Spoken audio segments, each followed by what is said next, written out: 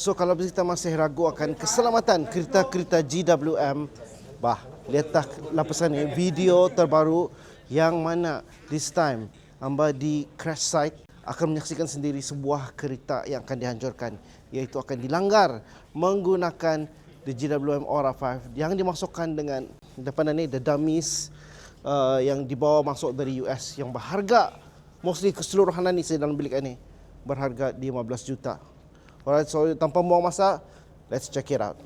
So di belakang hamba ni ialah kereta yang akan dilanggarkan ni nanti. This is the GWM ORA 5. So jangan menangis guys, I know kereta ni lawa, but don't worry. Ini untuk test saja untuk melihatkan kereta ni betapa selamatnya menggunakan kereta yang baru saja dilancarkan di Beijing Auto Show 2026. All the media now gather around sebelum the impact will start soon. Okay, so are we all ready? So that's the ORA 5 yang akan disacrifice untuk dilanggar menggunakan the barrier from ujung sana. Alright.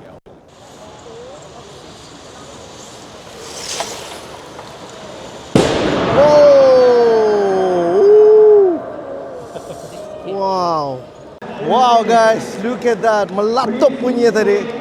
So guys, this is what happened to the impact of the crash test tadi.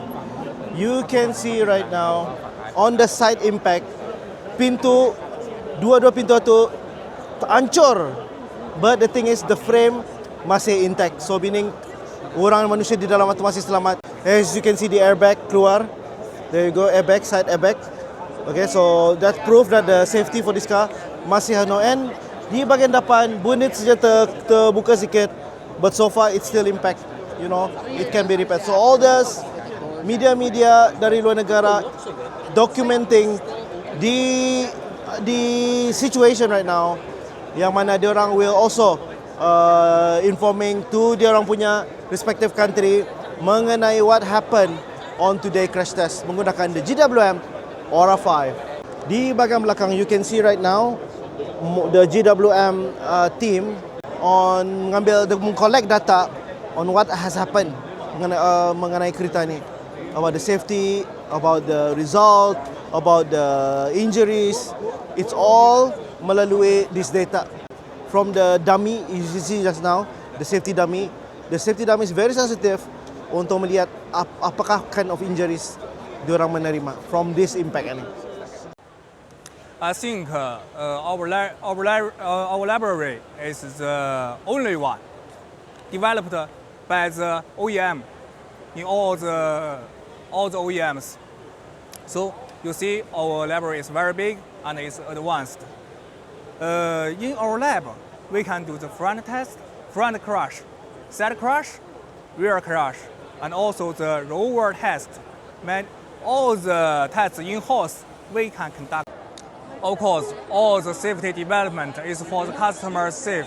Yeah, so we develop every vehicle with very critical criteria, not only for the China, but also for Asian, for Europe, for Australia. So we develop every vehicle very seriously. So I think safety is the most important part the customer cares. No, this is the fuel power variant. Sorry? Fuel power variant. Fuel power, so yeah. it's petrol, is it? Okay. The test. Normally, after the test, we should download the test data of the dummies. But no, the data I don't see that, so I can't speak very exactly. But this test have been conducted 3 times already. So, from the data before, I think every reason of the body is good. I see. Okay. Also, we will do the official test for urine cap this year.